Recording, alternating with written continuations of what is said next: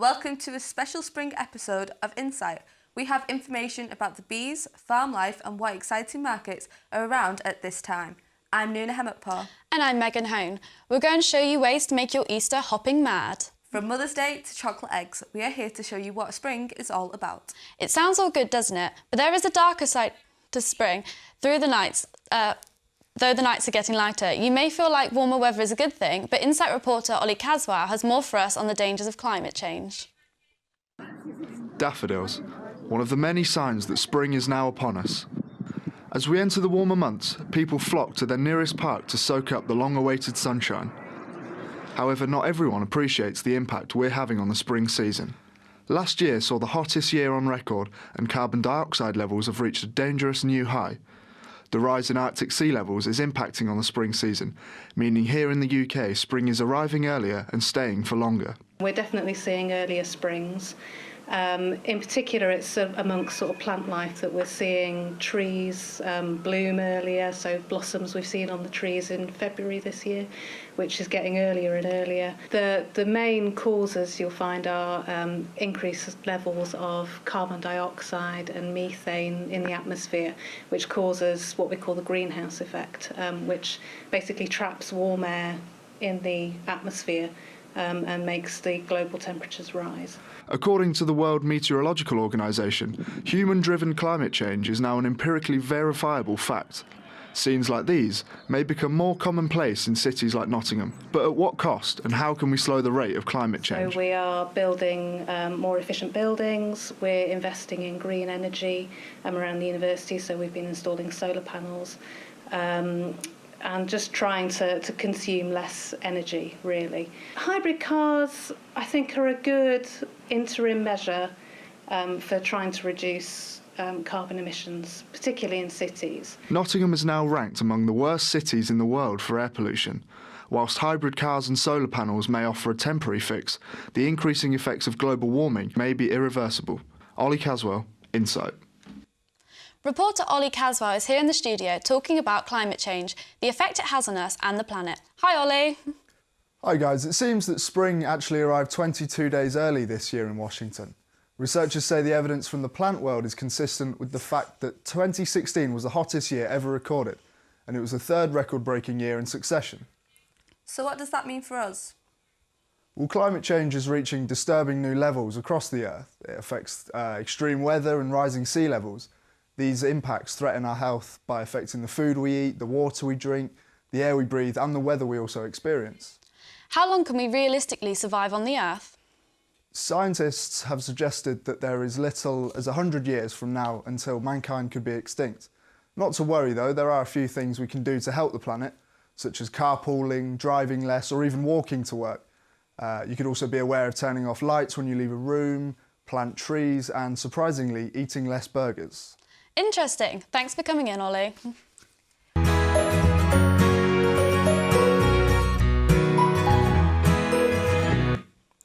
So recently there was an incident in the River Trent where someone tried to jump in and swim and they had to be saved by the police. And it just makes me think, with the weather getting warmer, this could put more people in danger if they also try to jump in rivers. In 2015, 321 people died from accidental drowning, so the police urge people to think before they jump into rivers, even if it's sunny outside, because it can potentially be very dangerous.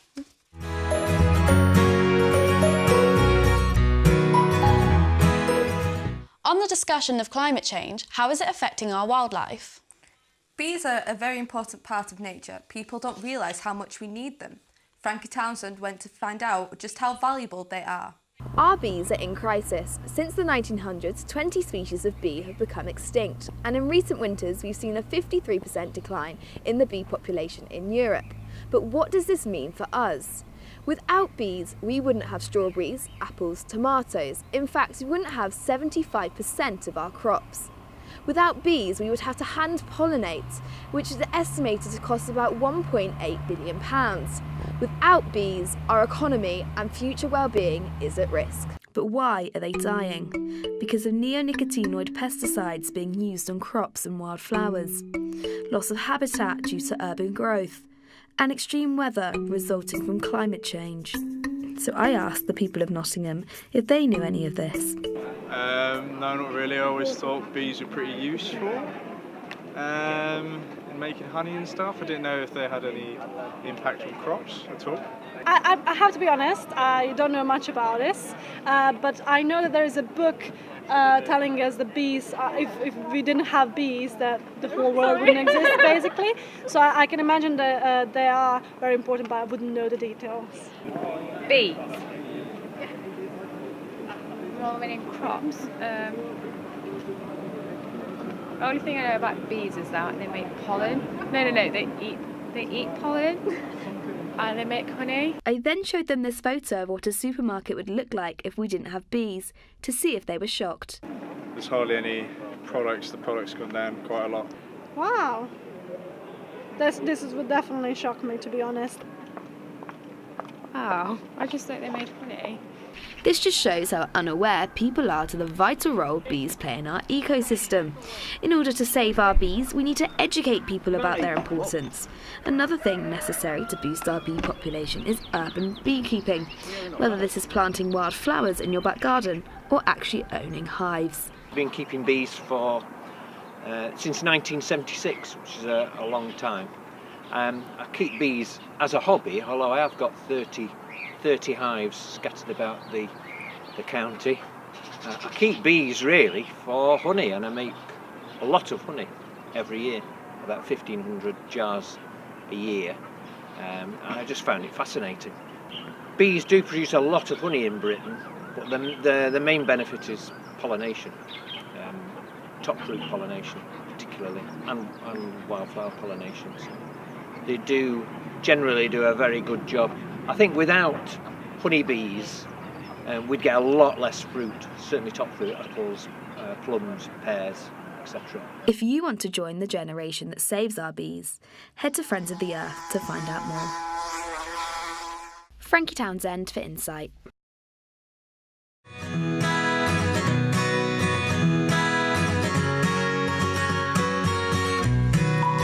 If you're looking for things to do at Easter time, visiting Nottingham's local city farm could be one of them. Amber Spong went to the farm to see what kind of work they do and the problems they face in spring.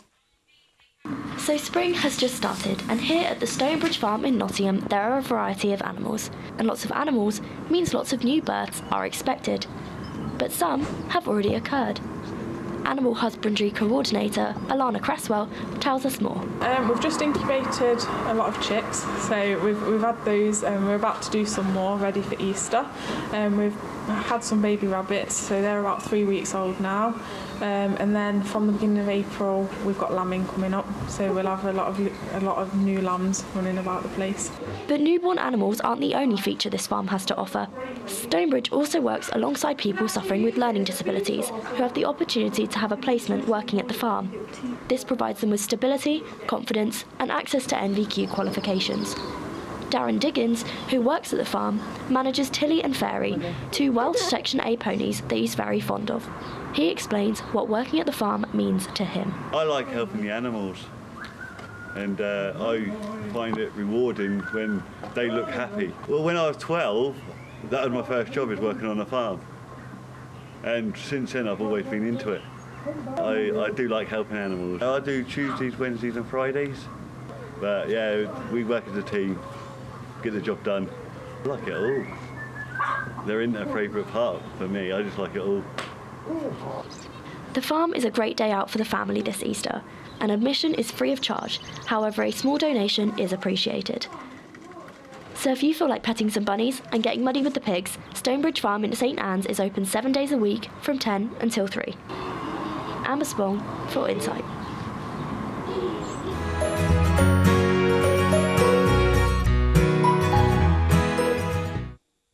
Easter's often seen as the time for a lamb roast, but what if you're a vegetarian? Well, I'm a vegetarian myself, so I'm excited to see what Insight reporter Joe Beale has to say. Around springtime in Britain, a lamb roast dinner is a most sought-after Sunday lunchtime meal for most meat eaters, and in the middle of lambing season, the demand and production of this product is high. But what about the meatless lifestyle, which seems to be taking the millennial generation by storm? Can the vegetarian and vegan uprising slow down and put ends to many unethical practices which are found in many butcher shops across the country? I spoke to a Nottingham Trent University student about her experiences as a vegetarian. I was on Facebook one day and I'm just scrolling down and, like, you know how you just get loads of videos on your timeline. I saw a video by the organisation PETA, and so I decided I'd watch it, and it was basically like a behind the scenes like footage video of like animal cruelty in like slaughterhouses and places like that. Also not just that, but like the fur trade and everything. It covered everything, and it just made me feel so sick, and I reconsidered why I eat meat and the benefits of it, and then I realised that I actually can live a normal life without meat. So I think they're really powerful, because you're actually, when you like buy a piece of meat on the shelf, you don't really associate it with all that stuff. You just, it's there for you. And then when you actually see these videos, it really like sets home like what actually is going on behind closed doors, and you can't ignore it. You can choose to ignore it, but like morally, I chose not to ignore it, and so that's why I think that it is really powerful.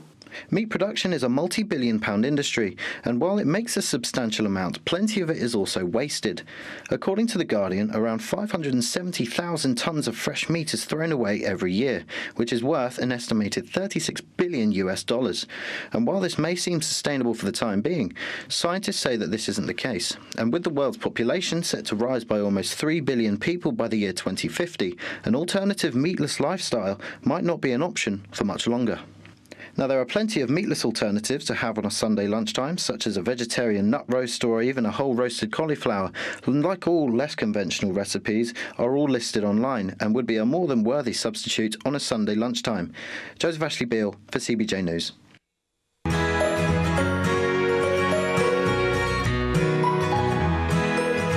Spring's here, and markets across Nottingham are selling their gifts in time for Easter and Mother's Day. A handmade market at the Malt Cross gave Insight reporter James Ramsey a fresh look on what was on offer.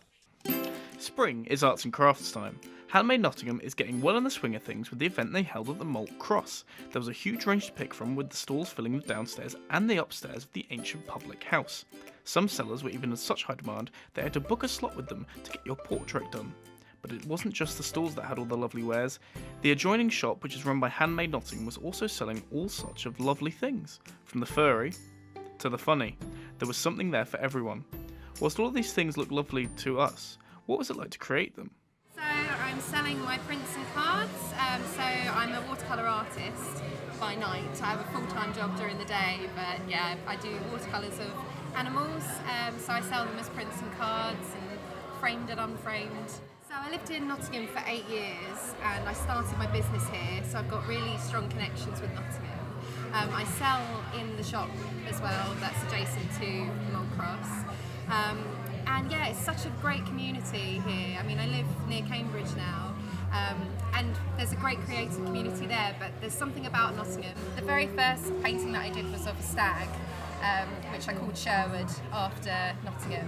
And since then, it's kind of broadened out a bit, so we've now got Paul the penguin, for example, and Fergus the fox, so they tend to be quite alliterative names. But it doesn't stop there. Along with the Handmade Nottingham pop-up shops, there was also the opportunity to go downstairs and make your own arts and crafts. And if they really weren't your thing, there was even a record shop at the very bottom for you to listen to your heart's content. The real question is, what is Handmade Nottingham and why is it here? Handmade Nottingham is a local shop full of designers and makers who are all based around Nottinghamshire. So Ria Clements, who runs the shop and owns the shop, sources products from lots of independent businesses, and they're all sold through Handmade Nottingham. So there's the selection of items from about 24 different designers and makers who are all based in Nottingham, and they've taken over the Malt Cross pub to create handmade marketplace for the day, so that the people of Nottingham can come and browse products from local designers and makers. Now clearly all of these things were beautiful and I really enjoyed them, but what did the people of Nottingham think of the day? I just thought it was really nice. You know, the location, the atmosphere perfectly matches the niche and handmade quality of all the stuff sold. I think it was really nice that it was in such like a nice little local area, and they sort of brought all like the local people together to show what they do. I really enjoyed it. I thought there was a wide range of exhibitors. A great experience to be here, to see all the different makers as well. I think it's absolutely lovely. It's really nice seeing local artists selling their products, and it's just really sort of refreshing. So clearly spring is well on its way here. There are animals in everything from pottery to pillows. James Ramsey, Insight.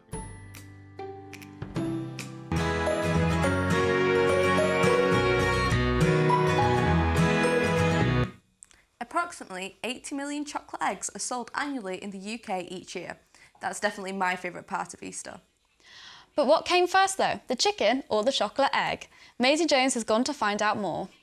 With chocolate eggs, chocolate bunnies and lots of festive confectionery filling up our shops, Easter must be round the corner. But what is more important, chocolate or remembering the Easter story? Chocolate for me. Chocolate. Why is chocolate more important? I just love it. The story. On average, each person in the UK eats approximately 9.5 kilograms of chocolate each year, with sale figures of Easter confectionery increasing around 8.2% every year. It goes without saying that chocolate businesses are expecting booming profits. Easter is the second busiest time of the year for us. After Christmas, Easter's the busiest time, so really big up in sales for Easter.